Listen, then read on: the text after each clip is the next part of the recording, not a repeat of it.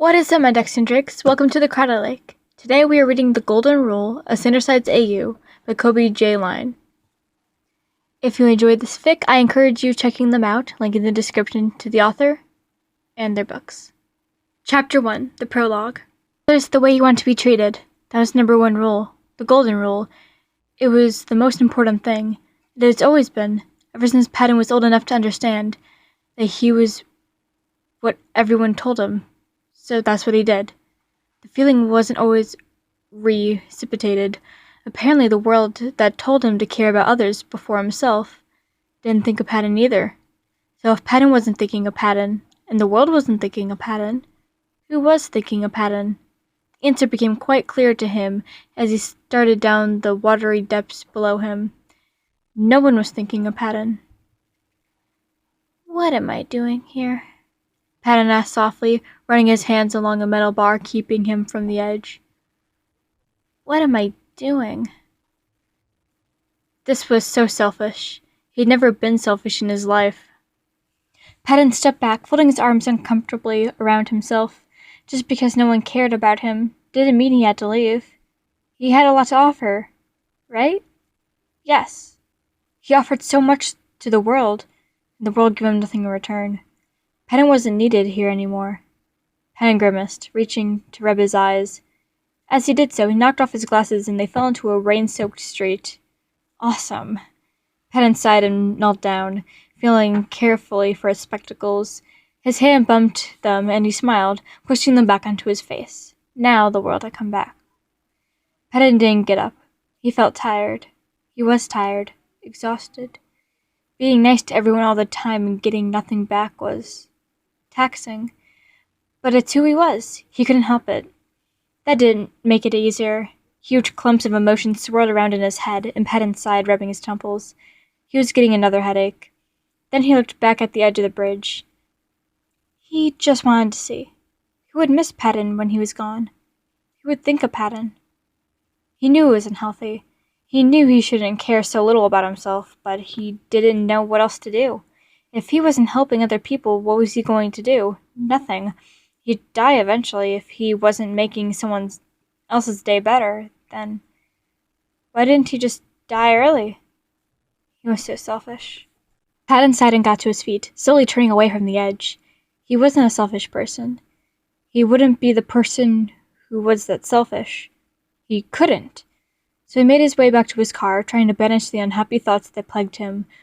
What right did Patton have to be unhappy in a world where he had so much?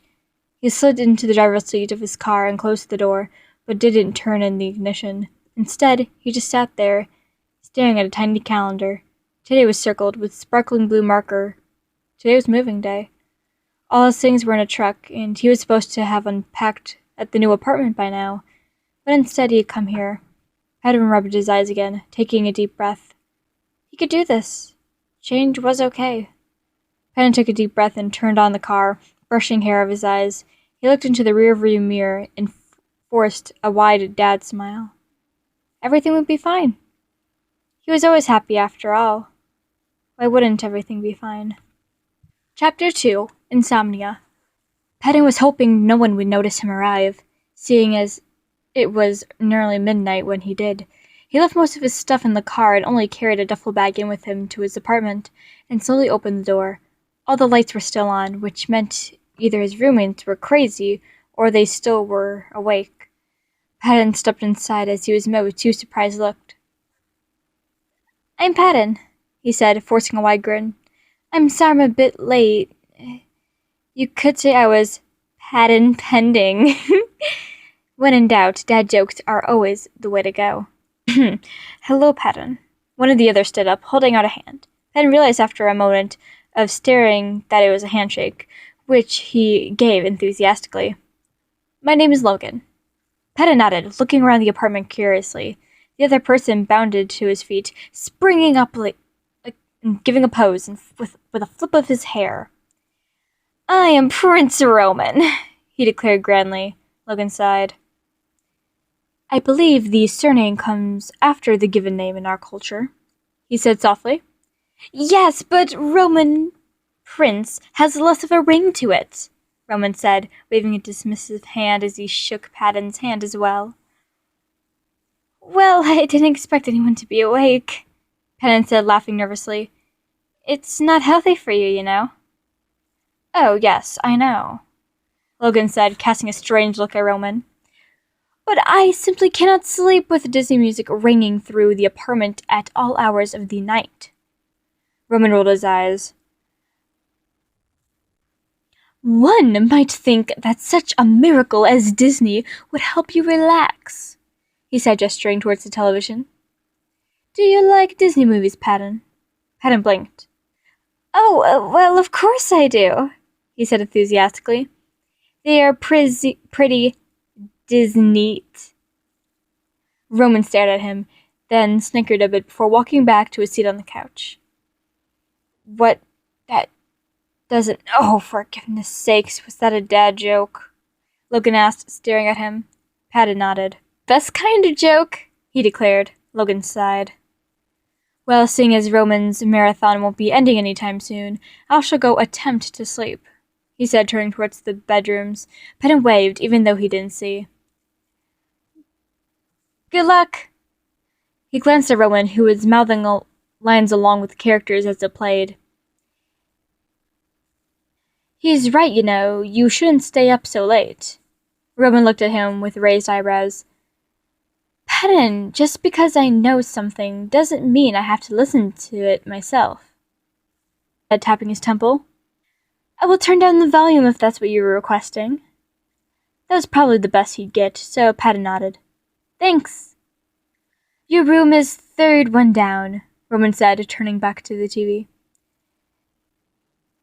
You are the last one to arrive, and that's the last one left.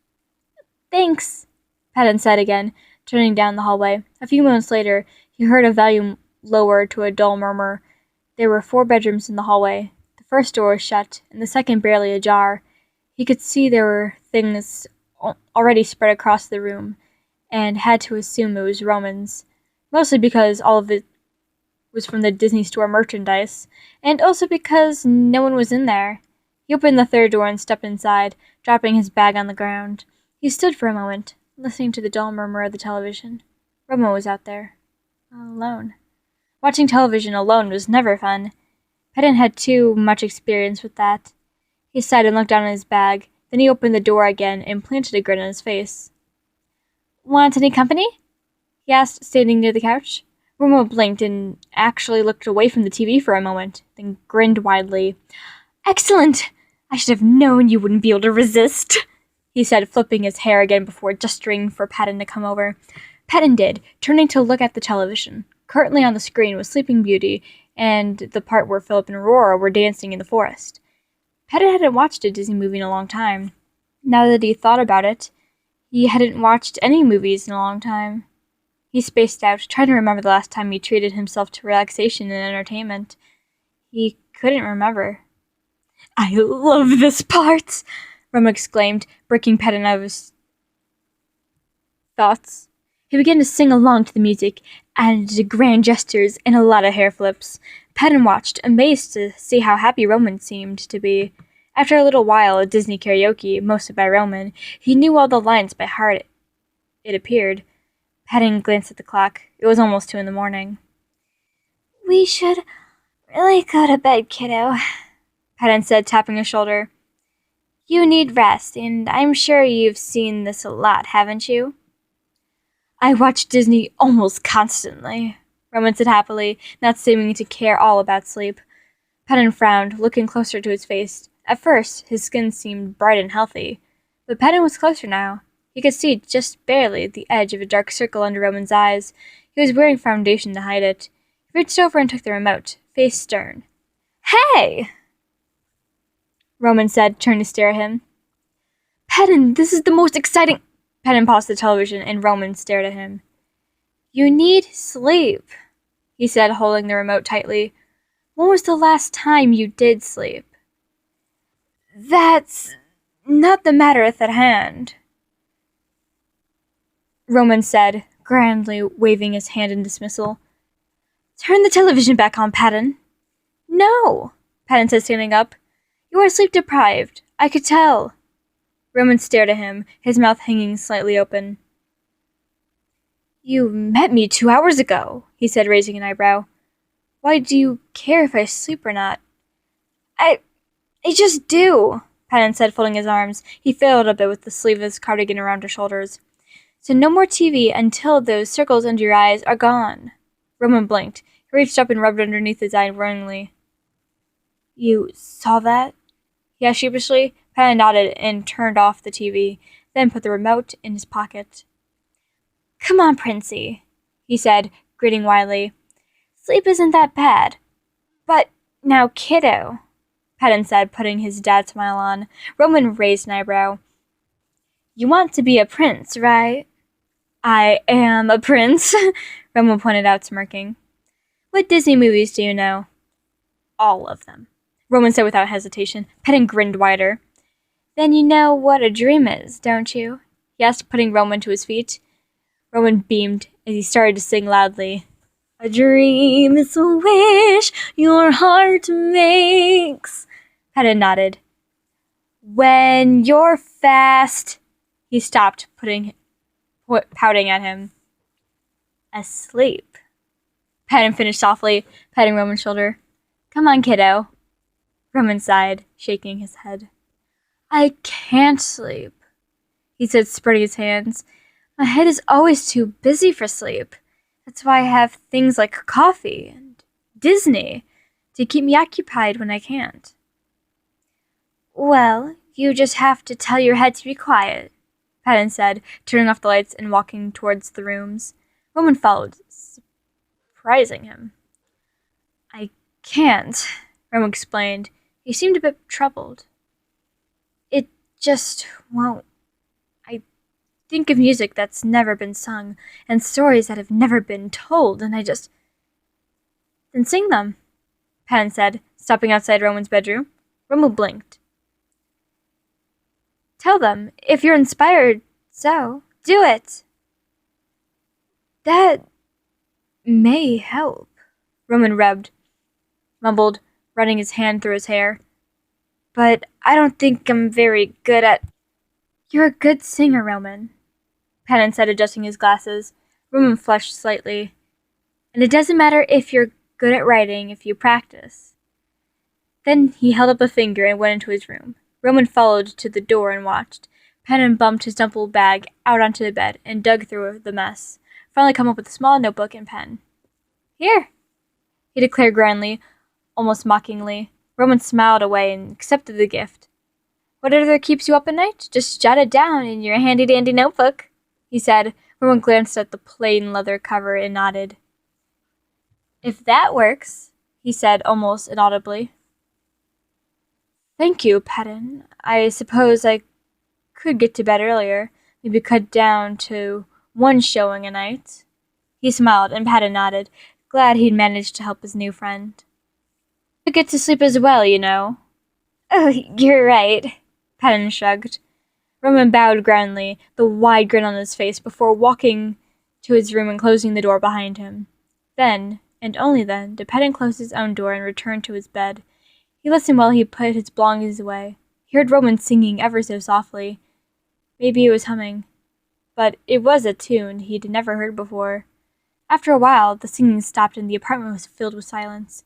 Patton lay down in his bed and started staring at the ceiling before forcing himself to sleep and ignoring his own thoughts. "You do know that's very unhealthy, right?" Patton looked up as Logan walked into the kitchen. Patton grinned widely. "Oh, good morning, Logan," he said, waving. "What's unhealthy?" "That breakfast cereal," Logan said, adjusting his glasses. "Oh, this?" Patton said, waving a hand. "Princey offered me some, and I couldn't refuse." Roman swallowed his bite and nodded to Logan. "Good morning," he said. "Sleep well?" "As a matter of fact, I did," Logan said, walking to the fridge. "Thank you for turning down the volume. I was beginning to think you meant to stay up all night." "Why would I do something like that?" Roman asked, glancing at Patton. Patton grinned. Logan didn't answer as he dug through the fridge, finally taking out a jar of jelly and a loaf of bread. Why is the bread in the fridge? He asked. To keep it cold, Roman said, waving a hand. What? Logan sighed and put down the jelly and bread into the toaster. Never mind. Patton glanced between the two and finished his cereal, then glanced at the doorway right by the entrance to the hall. He knew Logan lived closest to the bathroom at the end, and Patton was between him and Roman, but he had yet to meet whoever lived there. Aren't there 4 of us? He asked, getting up to wash his dishes. Yes, as a matter of fact, Logan said, looking up from spreading his jelly on his toast. Me, Roman, you, and I'm not sure what the other's name is. He finished thoughtfully. They both looked at Roman, who shrugged. He didn't say anything when he arrived, he said. Just went right to his room and hasn't come out since. Patton frowned. Do you think he's all right? Maybe he likes to sleep, Roman said, shrugging it off as if he finished his cereal as well. As for me, if I have a class in half an hour and I must be getting ready. After all, a prince has to slay. He flipped his hair again and walked out. Patton snickered, watching him go. Strange, Logan said, watching him. Patton looked over, raising an eyebrow. Roman wasn't in a good mood when I met him yesterday. He was actually quite irritable. He was probably tired, Patton said, turning away to dry his bowl. Do you have any classes, Logan? As a matter of fact, yes, Logan said. But I've scheduled them all to be after 10 a.m. because that's the time of day my mind is optimally functional. Awesome, Patton said, though he wasn't sure he understood what Logan was talking about. You're really smart. Thank you, Patton, Logan said. They fell into comfortable silence, and Patton finished washing the dishes. He dried his hands and glanced around. Logan seemed to be ignoring him, so he walked back to his room and paused outside Prince's. He was singing again, and this time Patton could hear the words. Sure enough, he'd never heard the song, or anything like it, before. He stood there for a minute listening. For some reason, the sound made him happy. He knew it had to be too long since he had felt that way, and didn't really want it to stop. But eventually Roman stopped singing, so Patton continued to his bedroom. He didn't have any classes today, but he did the next day. Patton was planning on looking for somewhere to volunteer when he wasn't at school, like an animal shelter or a clinic, or something that would be useful at. He and Roman ended up leaving at the same time, even though Patton started to get ready much later than he did. He saw there was still a small amount of makeup on his friend's face, and he knew he still needed to sleep. Hopefully the journal would help. Thank you again, Roman said after they left the apartment. Patton blinked, surprised. For the help, I hadn't slept in over a week, he explained with a nervous laugh, running his hand through his hair. Well, that's no good, Patton said, shaking his head. Just try to get more now that classes have started. You need to stay healthy. Healthy is happy, after all. Oh, I know, Roman nodded.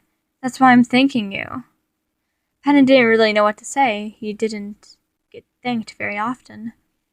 Oh, I suppose you're welcome, he said softly as they reached the door to the building. Roman nodded with a bright smile, holding open the door as they walked out. Good luck with your classes today. And with you, whatever you're doing, Roman said, waving a hand. Disney tonight, though? All right? Maybe, Patton said, smirking. Roman waved and started off down the street. Patton watched him go, then slowly left a smile fade from his face. Patton was tired.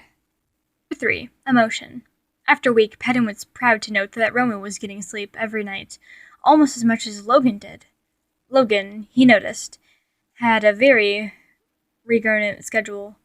Bed by 10, save for the first night Patton arrived, and up by 6. He didn't see everything Logan did, but he knew it was all scheduled carefully in what Logan called his planning hour, which was every day between 8 and 9 a.m., after breakfast. The mysterious fourth roommate remained as inclusive as ever, and Patton had only glimpsed a few times the bathroom, the kitchen in the middle of the night, and once the back of his black sweater leaving the apartment. but their schedules were vastly different, so he didn't see much of the others. Every night after dinner, Roman would pull out yet another Disney movie. He had, literally, all of them. Patton was impressed with his collection. Who wouldn't be?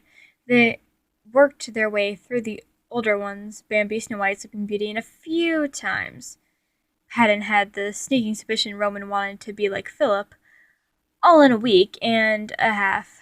The circles under Roman's eyes were soon gone, and he looked like a real Disney prince most of the time.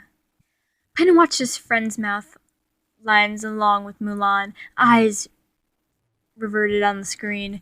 He was incredibly impressed with his ability to remember the lines and wondered how he could do it. He knew Roman was an actor, so that might be part of it. "Be a man!" Roman sang loudly, making Patton jump a bit as the song started. Then he laughed, singing along, much softer. Logan looked up from his chair at the table, obviously irritated. Patton gave him a shrug and a small smile, glancing at Roman. He didn't seem to notice their roommate's annoyance, and Logan got to his feet. Patton kept an eye on both of them, worried there might be a confrontation. But Logan just packed up his things in somewhat a rush and left to his bedroom. Roman didn't seem to notice, but Patton was worried. "I'll be right back," he said, though Roman may not have heard under his singing. Patton walked down the hall to Logan's perpetually closed door, took a deep breath, and knocked. No answer. Patton blinked, then knocked again. Same thing, just silence. Then he heard a page turn. Logan was ignoring him. Patton sighed softly, then gently opened the door enough to look in. "Logan?" he called softly. Logan's back was to the door, and he sat hunched over his desk, which was a surprise. Out of all of them, he noticed Logan always had amazing posture. "Kiddo, you alright?" "Patton, I'm older than you." "Adulto, you alright?" Patton tried, opening the door a bit more. "What do you want, Patton?" "Okay, you're bad at this," Patton said, walking in and standing near Logan's desk. "I want to know if you're alright, Logan." "Why wouldn't I be alright?" Logan sat up, adjusting his glasses and brushing his hair away from his face. Patton raised an eyebrow. "Well, you kinda ran out, and I was worried," Patton said softly. "So are you okay?" Logan just stared at him for a moment, then looked away. "I suppose that depends on your definition of all right," Logan finally said, turning back to his book. Patton frowned. "What?" "For example," Logan said, adjusting his glasses, "if by all right you are referring to my physical well-being, the answer is yes." Patton shook his head. "I mean, are you feeling okay?" Patton explained. Logan frowned, adjusting his necktie. "Feelings are the bane of my existence," he said, staring directly into Patton's eyes. Patton blinked. It felt like Logan could see right into his brain, which was really creepy. "I spent the last 10 years trying to eradicate them from myself." "Wait, what?" Patton scowled, putting his hands up on his hips. "Logan!" "Yes?" "That's no good. Feelings are a part of you," Patton said, spreading his hands. Logan shook his head. "They're a distraction," he said stubbornly. "Feelings cloud judgment and ruin relationships." "What relationships?" Patton snapped. Logan blinked in surprise. "You can't have a relationship if you don't care." "I never said—" "Oh, yes, you did," Patton said, feeling his voice quaver. "You have to feel love to care about someone. Do you know what it feels like to be rejected, Logan?" I cannot say I do," Logan said uneasy, turning slowly. "Patton, are you all right?" "I'm great," Patton said shrilly. "But you can't care, can you, Logan?" Logan seemed stricken, and Patton realized he had tears in his eyes. "Shoot." He turned away, wiping his tears. "But I have feelings, Logan. I saw that you were uncomfortable, and I wanted to make sure you were okay." "Patton." Logan put his hand on Patton's shoulder, and Patton turned, raising an eyebrow. Logan seemed completely different than any other time he'd seen him. "Yeah?" I said I was trying, Logan said. I never said I succeeded. So, for the time being, I may as well tell you that I do care. He seemed terribly awkward, and Patton held back a grin. And thank you for coming to see me. You're welcome, I guess, Patton sighed, running his hand through his hair. Sorry. I suppose I deserved that, Logan said, straining his glasses and standing taller.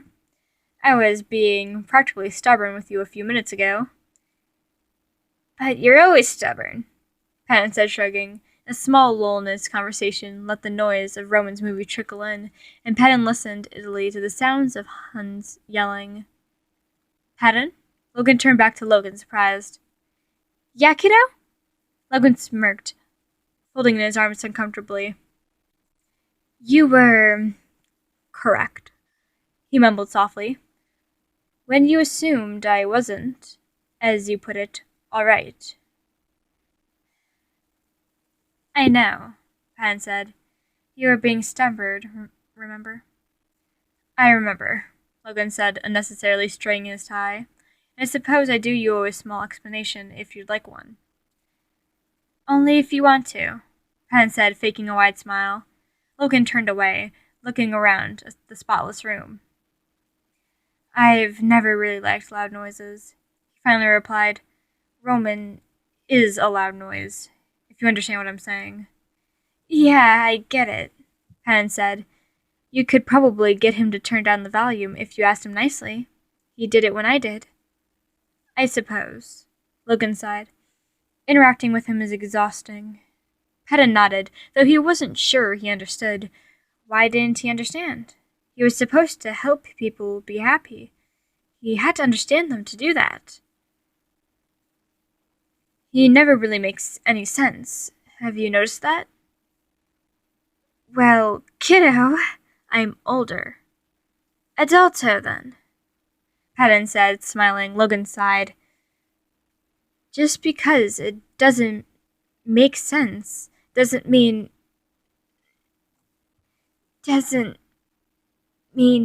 I don't know. Doesn't mean it's not good.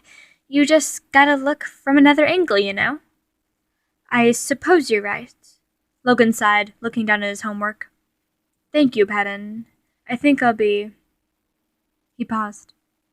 I think I'll be all right now. No problemo, Patton said, pretending to dust off his shoulders. You're always welcome out there with me and Roman, by the way. Roman and I, Logan corrected, sitting back down in his chair. Patton forced a laugh.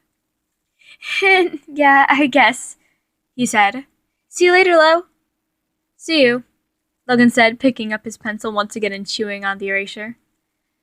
Patton walked out, even though he knew there was more to it than this, just like he had more to Roman's insomnia than his overactive mind, just like there had to be more than a fourth roommate than a dark jacket, just like there had to be more to life than this.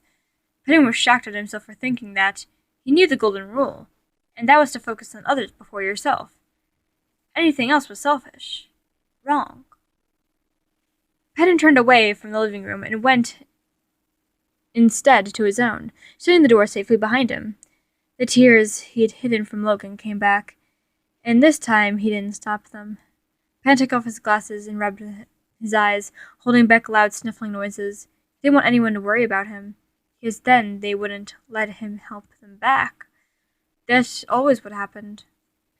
It's what happened with his family and his friends, even his last relationship. He tried to do everything he could for others, but they never gave him anything in return. It was raining. Patton stared out the window at his raindrops. He'd always been fascinated by the way they looked.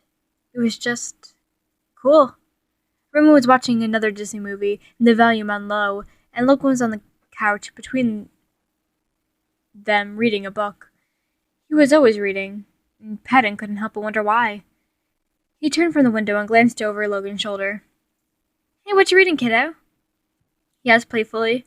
Logan glanced at him and put in a bookmark, revealing the front cover to be a textbook. Ah, homework. No, actually. Logan shook his head, a small smile on his face. This is purely for entertainment. I'm not taking a biology class at the moment. Roman looked over at him like he was crazy. That's entertaining? He asked incredibly annoyingly. Logan glanced at him and adjusted his glasses. Affirmative. But it's so boring, Roman said, throwing his hands dramatically in the air. Patton, you agree with me, don't you? Patton blinked in surprise at this and then looked from one to the other for a few moments before sitting up. I am sure Patton understands the value of a good education, Logan said, rolling his eyes. Yeah, well, but yes. Well, Patton also understands fun, Roman said, flipping his hair. Unlike you. This is fun, Logan said. Patton could see his knuckles growing white as he clenched the book tighter. Oh, please. Roman rolled his eyes. I've never seen our dear friend Patton read anything of the sort. Well, I've never seen him strain neck muscles for the purpose of showing off. Logan fired back. Patton looked at them nervously, unsure of what to do. Excuse me, Roman asked, deeply offended. Patton, unlike you, cared enough about sleep to make me turn off Disney. No one has made me do that before, so obviously he's better roommate than you. Oh, whoa there, Princey. Well, Patton doesn't yell random words during every show we watch, Logan yelled. Logan! Patton said, grabbing his friend's arm. Roman! Patton is sitting right here. They fell silent, each looking guilty. And I think both reading and television are great ways to entertain yourself. Can we please stop arguing?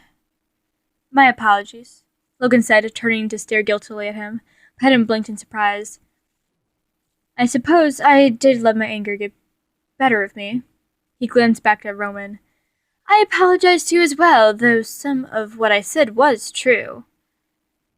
That's probably the best apology I'd get out of you. Roman snorted, getting to his feet. Excuse me! Then he was gone. Patton grimaced, getting up to follow him, to be sure he was okay. But Patton grabbed his arm. Patton, are you all right? Of course I am, Patton said, pulling out of his grasp. Why? You seem to be panicking, Logan said, shrugging. We did put you on the spot. Are you sure you're feeling well? I'm always feeling well, Patton said, waving a hand dismissively. And I just wanted to make sure Roman was okay, that's all. I see. Logan adjusted his glasses. Very well, I think. The door to the apartment opened, distracting Patton and thankfully Logan from the discussion, and stepped a soaking wet, purple-haired, black-clad young man about their age. Patton immediately recognized the jacket. This was their fourth roommate. Picture, he said, staring from underneath its purple bangs. It'll last longer. I'm Patton, Patton said, beaming wildly. He couldn't help but notice the way this guy looked at him like he was suspicious or something. Weird. Logan said. Tired, the other replied, tripping towards his room. But if those were introductions, you could call me Virgil. That's a cool name, Patton said as he disappeared inside his room, slamming the door behind him. Logan said. Patton turned to see he was already immersed in his book, seeming to have completely forgotten what they were talking about before. Awesome. Patton walked into his room, pausing outside Roman's to hear angrily mutterings in the scratch of his pencil on paper. He sighed softly, tears in his eyes, as he closed his own bedroom door behind him. Patton was tired. 4. Anxiety. Patton saw Virgil 3 times in the next 2 weeks, once on a holiday weekend, and none of them had to do anything. They all hung out in the living room, and Virgil surprised them by joining them around 2 p.m. I couldn't sleep, he said as his only explanation. Been there, Roman said, shuffling the Uno cards as Patton and Logan scooted over to make room for Virgil in the circle. Who votes? We listen to the entire Disney soundtrack on repeat. Oh, yes, Patton said, hand flying up in the air. Come on, Verge. Logan, let's make it unanimous. Sounds good, Virgil shrugged. Sounds like my ears will be bleeding. Logan sighed, adjusting his glasses. Patton snickered, shaking his head. Was that a joke, Lo? Logan blinked and heavily shook his head. No, of course not. I'm serious. I wear a necktie. Serious people wearing neckties, Patton agreed. Who wants to do the cards so I could turn it? Roman fell silent as the music started playing from Virgil's iPod on the floor. It was In the Dark of Night from the movie Anastasia. What? Virgil asked irritably as they stared at him. Oh, nothing, kiddo, Patton said, forcing a wide smile. I guess we just didn't peg you as the type to like Disney. I met you 2 days ago, Virgil pointed out. Roman sighed, flipping his hair before dealing the cards. But all the songs, to begin with, you had to choose the darkest. Yeah, Virgil said, picking up his cards. Basically. Sound doesn't have a dark or light value, Logan muttered. It's just airwaves. You go first, Pat, Roman said, flipping the top card over. Patton glanced at it, then his hand. Okay, but are we playing regular sudden death or reverse Uno? He asked, stroking his chin thoughtfully. What? Regular is the rules on the box, Patton said, picking up the battered Uno case. Sudden death is where we can put down any as qualified in one turn. The reverse is when we do the exact opposite of the rules, he beamed. So what are we playing? Regular, Virgil said in Roman's. F. He said it violently, and Patton saw Logan jump slightly, then scowl. Regular, if you don't mind, Logan said, doing a good job of composing himself. Well, it looks like majority rules, Patton sighed, shaking his head. He set down the cards, smiling slightly. Draw 4, Lo. Are you kidding me? The second time Patton saw Virgil in the middle of the night, Roman had stayed up too late again, and he was trying to get his friend calmed down enough to sleep. Pages upon pages on his notebook he had been filled out already, with the tale of a princess and dragons, and the like, and Roman didn't seem to be slowing down any time soon. There's just so much that's never been done, he murmured, sharpening his pencil once again. Patton nodded, rubbing his eyes. Princey, how long do you think you'll be up? I don't know, Roman said, a slightly crazed expression on his face. I can't. My brain is just exploding. He bent over to the notebook again, scribbling as fast as... It was a marvel Patton could read his handwriting. He sighed and stood up, walking to the fridge. Well, if it'll help, I'll make you warm milk, he suggested, taking half a gallon out. Roman didn't reply, so he poured it into 2 glasses and put them in the microwave. Then the door opened, and he turned to see an utterly exhausted Virgil walking in. Oh, Patton said. Virgil thing when he saw them. You guys are still up? So are you, Patton said with a weary smile. Where you been, kiddo? I don't have to tell you, Virgil said, falling into the seat across from Roman. What are you doing, Sir Sing-a-Lot? Roman ignored him, looking completely frazzled as he turned the page and continued writing. Patton trailed off as he took the glasses out of his microwave and walked back over. Our dear friend Roman has insomnia. I do not, Roman said, without pausing in his writing. It's called an imagination. Patton held back a sigh, but nodded. Do you want milk, Virg? He asked. Virgil stared at him again. It was a little unsettling. No, thanks, he said, getting to his feet. I meant to just go to bed. You guys should too. Well, I'm working on it, Patton said, looking down at Roman. Good night, Virgil. Good night, Pat. And Virgil was gone, leaving Patton to stay up until 5 a.m. with Roman. He was going to have to get him another notebook, or 3. The third time he saw Virgil, neither Logan nor Roman was home. Patton was in his room, drawing on his bed. He didn't realize his door was open until someone knocked on it, though didn't step inside. He looked up to see Virgil, looking like he'd seen a ghost, pale and shaking and dripped in the doorway like a lifeline. "Kiddo?" Patton was on his feet in a moment, wide-eyed. "What happened? Are you okay?" Virgil just shook his head, his mouth working soundlessly. Patton hesitated for barely a second before pulling him into a hug. Virgil's heart beat quickly against him, much faster than it should be. Pet attack. It took Patton a few seconds to understand what Virgil was stammering. He was having a panic attack. "It's okay, kiddo," he said, pulling Virgil over to sit on the bed. "Deep breaths. Come on now." Virgil took a shuddering breath, eyes darting from side to side as Patton grabbed a set of headphones and pushed them over his ears and turned on some easy listening music. "Just breathe, all right?" Patton smiled, comfortably sitting with his arm against Virgil's. "Ground yourself. There we go." In a few minutes, Virgil's breathing had calmed down and his hands had stopped shaking. He pulled off the headphones and looked guiltily at Patton. I'm sorry." "Don't be," Patton said, shaking his head. "Nothing is wrong with having an attack, Virgil. Everyone does once in a while." "But I do all the time," Virgil grumbled, bringing his face into his hands. Patton frowned.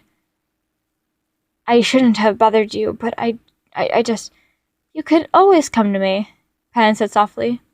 "All right, kiddo?" Virgil chuckled, rubbing his eyes. "Why do you call everyone that?" "I don't know." Patton shrugged, smiling. "It's fun." Virgil went to stand up, but Patton grabbed his arm. "Virg?" "Yeah?" "You could stay and keep listening to music if you want to. I don't mind. Take as long as you need." Virgil stared at him, not the creepy way he usually did, but with wide, surprised eyes. "Are you sure? I'd hate to be a bother." "You're never a bother," Patton said, handing him the headphones again. Virgil smiled and slipped them on, then sat with his back against Patton's, and Patton picked up his sketchbook again. "Okay, but let me know if you want me to leave." Patton nodded, but he never did tell his friend to go. They sat like that for hours, until Roman got home, loudly announcing he would be watching Snow White and the Seven Dwarfs. Patton went to join him, and Virgil disappeared into his room. "Hey guys." Patton looked away from the TV when the front door opened and Virgil walked in, someone following close behind. "You aren't busy, are you?" "No, just watching whatever this is," Roman said, pouting as Logan smirked. They were watching a space documentary. It was actually quite fascinating, but there was no singing, so Roman didn't seem to be a fan. "Great, 'cause I wanted you to meet." Virgil gestured to a person next to him. "Hello." They waved, and Patton blinked in surprise. Whoever it was looked just like him, except with a thin scar running from the edge of his mouth to his ear. They were nearly identical. "I'm Virgil's boyfriend. You may call me D." "Hello, kiddo," Patton said, getting over his shock. "I'm Patton. I didn't know you had a boyfriend, Virg." He ignored the way D's eyes narrowed and looked at Virgil, who shrugged. "Never came up," he mumbled. "We usually hang out at D's place, but it's under construction." "Well, you're always welcome here, D," Patton said, scooting close to Logan. "Feel free to join us." He glanced at the others. Logan was immersed in the documentary, and Roman was trying to hide the shock on his face of the two doppelgangers. Eventually, he failed. "You look the same," Roman said as Virgil and Dee sat down on the couch. "Do we?" Dee asked, smiling in a somewhat creepy manner. "I didn't notice." "Fascinating," Logan said, tearing his gaze away from the TV at last. "It is a known fact that everyone on Earth has at least 7 doppelgangers on Earth. There are also statistics showing that everyone will at least glimpse one of them during their life, but the odds of these connections are actually conversing are such smaller." Yeah, sure, Virgil muttered uncomfortably. You know we don't understand a word of that, right? Roman asked, raising an eyebrow. I understand perfectly, Dee said, staring directly into Patton's eyes. A shiver ran up his spine, and he looked at the television again. It's nice to meet you all. Virgil was always vague when it came to his roommates. Let's just watch, okay? Virgil asked, obviously stressed out. Sure thing, kiddo, Patton said, staring at the TV and trying to ignore the goosebumps on his arm. He wasn't sure why, but something about Virgil's boyfriend gave him the creeps. They sat through the documentary, and as soon as the credits started rolling, Dee stood up. Virgil, can I talk to you? He asked, holding a hand for him to take. Virgil nodded, standing up. Yeah, sure. Patton couldn't help but watch as they left the living room and disappeared into Virgil's room. Virgil seemed nervous, and it was worrying Patton greatly. He is interesting, Logan said, seeming to know how they all felt with the D in the apartment. I wonder why they're together. Because Virgil's a creepy cookie, that's why, Roman said, stealing the remote and grinning. Disney time! Logan sighed, but said nothing. Patton remained silent as well, staring at Virgil's closed door. Minutes later, just as the opening credits of Cinderella ended, the shouting started. Patton was on his feet instantly, worry gripping his heart. Virgil wasn't the one shouting, and he could barely make out what Dee was yelling. But one thing was clear, his voice was laced with anger. What on earth? Logan asked, eyes wide as he didn't even try to hide the confusion for once. Turn that off, Roman. And for once, Roman listened to the other, and soon the only sound was Dee's yelling. Understand, I'm telling you? Patton managed to decipher it at last and glimpsed when he heard a sob from Virgil. That's it, Roman said, jumping over the back of the couch. I'm going in. Logan shook his head halfway through the warning, watching as Roman hurried to the door of Virgil's room and jiggled the handle. It's locked. Go away, Roman, Virgil called from inside. This isn't any of your business. Patton shook his head, hurrying over to Roman to the door. He knew Virgil didn't mean that. Dee must have been making him say it. Virgil, are you sure it's okay in there? He asked anxiously. I know arguing gives you anxiety. This was an understatement, and Patton knew Virgil might be close to a full-on panic attack. We aren't arguing, Dee said from the inside of the door. And to be honest, I don't think a Virg would want your help even if you were. Isn't that right? Sure, Virgil whispered. Patton scowled. I will kick this door down, Roman said, shaking it. You can't yell at people like that, especially not someone you love. Dee just laughed. Please go away, guys, Virgil pleaded. I'll talk to you later, okay? Not until he is out of the house, Roman said. I won't have any villains residing here. Not on my watch. The door flew open and Dee stepped out, arm linked with Virgil's, and terrifying smile on his face. Roman stepped back, surprised. Very well, we'll continue our conversation elsewhere, Dee said, almost literally hissing, and within moments he and Virgil were gone. Oh, great, Logan said, rubbing his forehead. What? He's gone now, isn't he? Yeah, Logan said irritably. With Virgil. This was classic behavior of a toxic and abusive relationship, and look what you did. Well, Virgil's the one dating him, Roman said, throwing his hands in the air. Patton leaned against the wall, heart thumping loudly in his ears. He should have done more. He should have done something to help Virgil. This was why he existed. He just watched Virgil be taken away. He stayed where he was as Roman and Logan continued to argue until both of them slammed their doors to their bedrooms. Patton knew he should go comfort one of them, maybe Logan, but maybe Roman too, and maybe he should run after Virgil even though it was much too late. Patton didn't do anything. He just slid down the wall until he was seated. He had done enough. He but he'd stay here until Virgil returned. Patton turned to watch the door, even though he just wanted to go sit in his room as well. Virgil had to return home, and Patton would be here when he did. He didn't care about the tears sliding down his face. He didn't care about anything. Patton was tired. Chapter 5. Paranoia. Virgil returned after midnight, and Patton had since moved to sit at the table with the glass now cold, hot cocoa. As soon as Virgil stepped inside, Patton hurried over. "Virgil, are you okay, kiddo? I know that must have been stressful, but not now, Pat." Virgil dodged him, but Patton bit his lip. "Virg, I didn't mean to make things worse. It wasn't your fault," Virgil said, rubbing his eyes. "D, he's just really intense." "Like camping," Patton suggested, trying to lighten the mood. To his relief, Patton saw Virgil manage a small smile. "Both give me high anxiety, so yeah," he said, and Patton frowned. "Virg, you didn't—" This was going to sound horrible. "You don't have to stay with him if he hurts you like that." Virgil shook his head tiredly. "You don't understand, Patton," he said, going to get a glass of water from the kitchen. Patton followed at a distance, confused.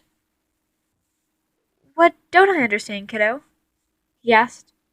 "He was yelling at you. He made you cry." Virgil didn't respond, just drained his cup and started refilling it. "I could tell you were gonna have a panic attack." "Well, that's my problem," Virgil said, staring at his water. "You're the only person who tries to help with that. And I'm grateful, but—" "You mean your own boyfriend doesn't help you with your own anxiety?" Patton blurted, shocked. Virgil shrugged, dumping his glass into the sink and rinsing it out. "I mean, not really. I think it annoys him." "Kiddo, Listen, Pat." Virgil looked at him. "D and I, we have our reasons for our relationship. It may not make sense, but trust me, I'll be fine." Patton didn't know what to say. He just stared back at his friend before gasping. Virgil blinked. "What?" He hate you." Patton reached over and stroked Virgil's cheek, where a large bruise poked out from under it, his intense eyeshadow. "Virg, but it's nothing," Virgil said, pushing away Patton. "And he didn't hit me. I tripped." "Virgil, please let me help you," Patton begged, feeling tears well up in his eyes. "This relationship is unhealthy. Trust me." "Why should I?" Virgil snapped, shoving Patton away. Patton tripped, hitting his shoulder on the corner. "Virg, I'm trying to—" "I don't need help," Virgil said, voice tight. "And I don't need you, or anyone else. I know you think the world is full of sunshine and rainbows, but it isn't, okay? I don't. Sometimes your situation sucks, but it's your situation to deal with it," Virgil ranted. Patton rubbed his eyes, his shoulder gently, trying not to cry. "You're the reason Dee was mad in the first place. If you want to help, maybe you should stay away from me."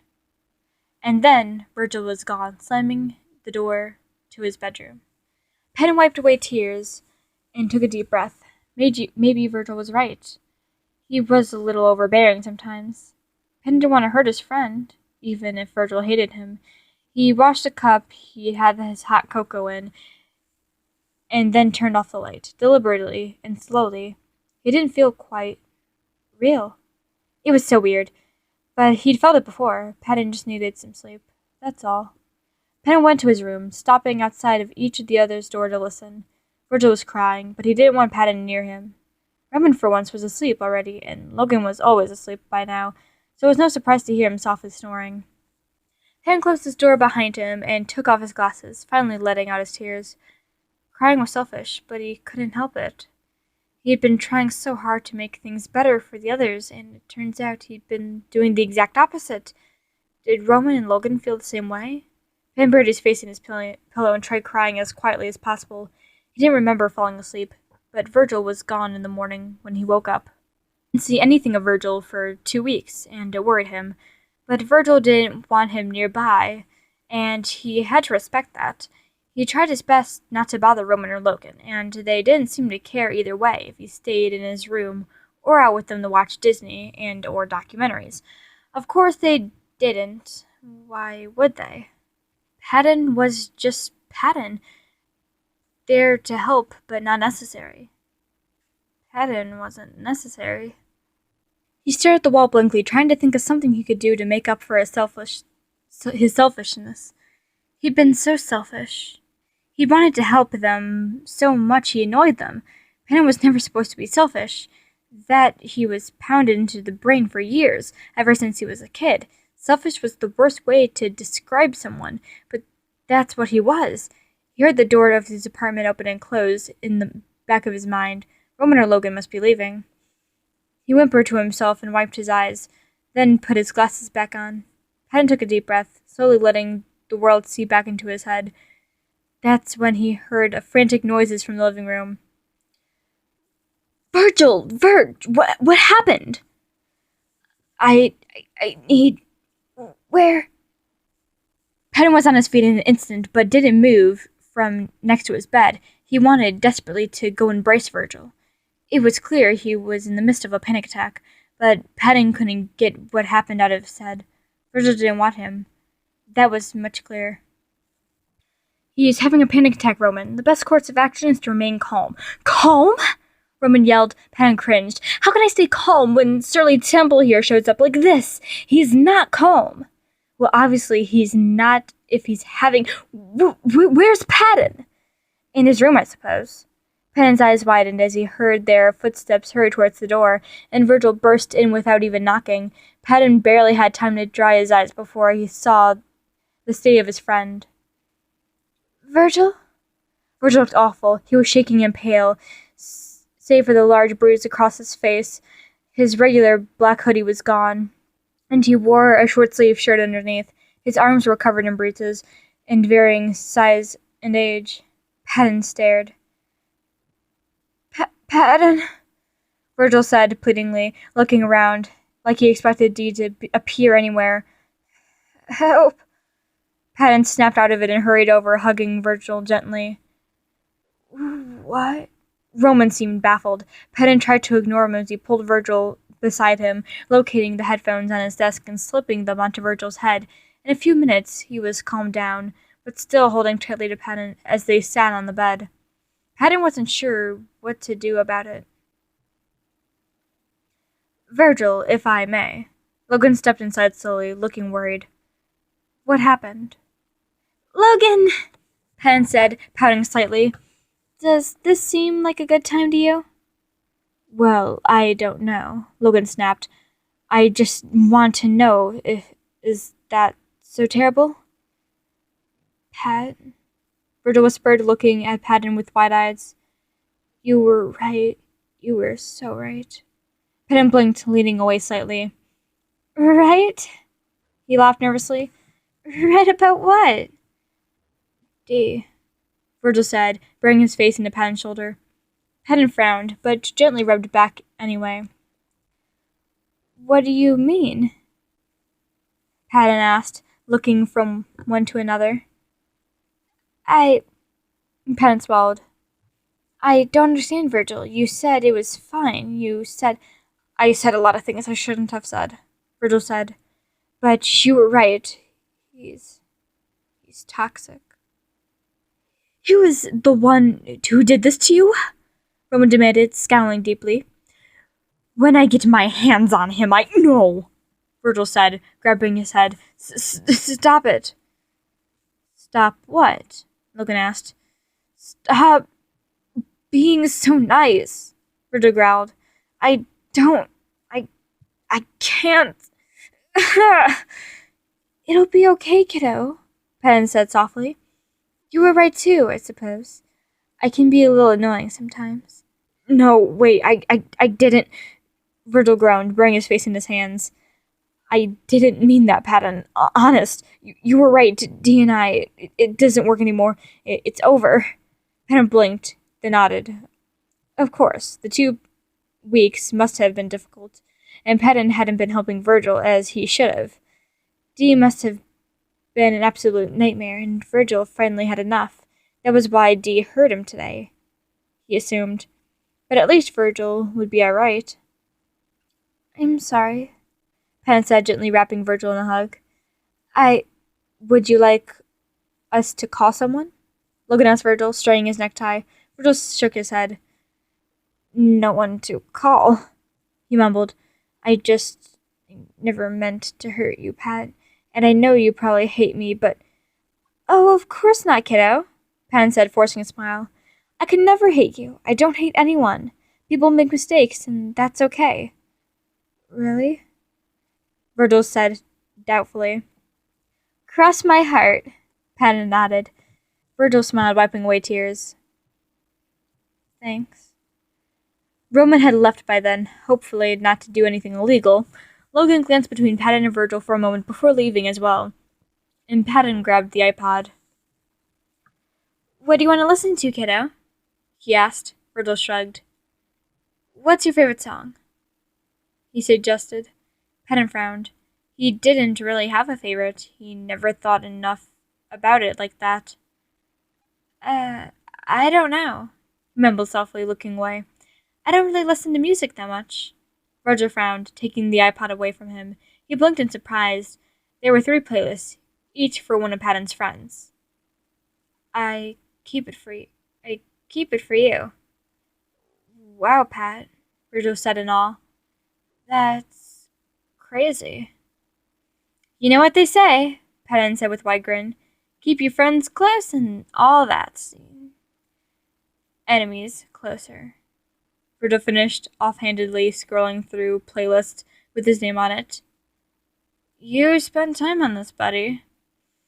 I guess, Patton shrugged, adjusting his glasses. Started right after you needed it the first time. I wanted to be prepared. That's really nice, Virgil said, smiling warmly at him. Patton nodded, rubbing his neck. Thanks. It's nothing. What he always said, even when it wasn't true. Just take care of yourself, kiddo.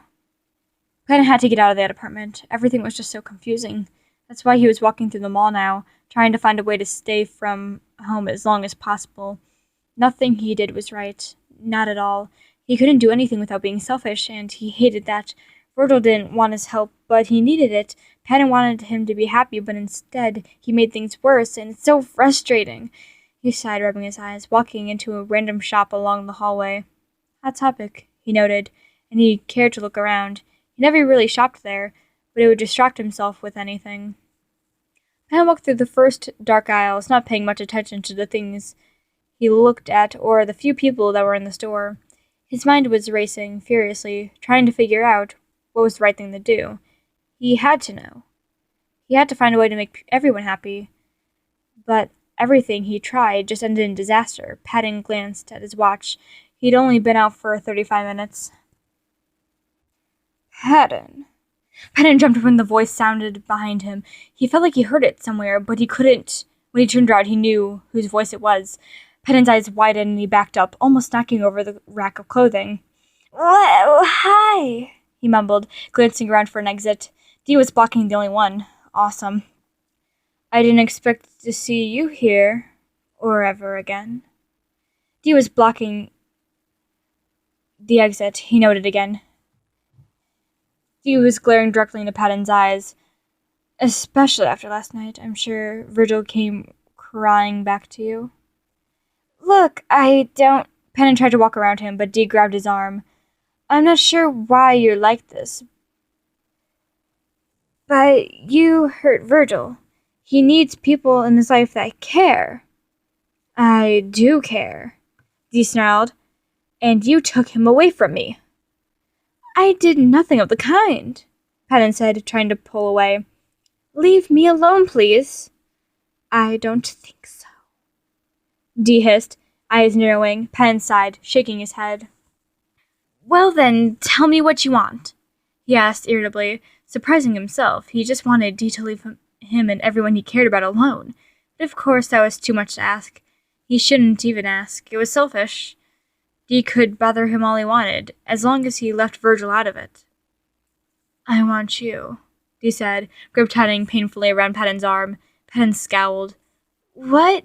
You heard me, Dee said, grinning widely. Patton shuddered, pulling away. Get away from me, he said, shoving violently past out into the regular mall. Dee followed a few feet behind, and no matter what Patton did or where he went, he was there. It was creepy and unnerving, not to mention stalkerish. No one else seemed to notice Patton, as usual. But they didn't notice Dee either, which was disappointing. Patton glanced behind him, slightly paranoid when he realized Dee was suddenly out of sight in the parking garage. Had he lost him? Patton stopped walking and turned around, feeling his stomach twist worriedly. Sleep well. Patton jumped at the voice behind him, just before sharp did in his eyes, and dots danced in his vision. Patton sank to his knees, feeling the world spin around him. He closed his eyes, letting everything melt away. Patton was tired.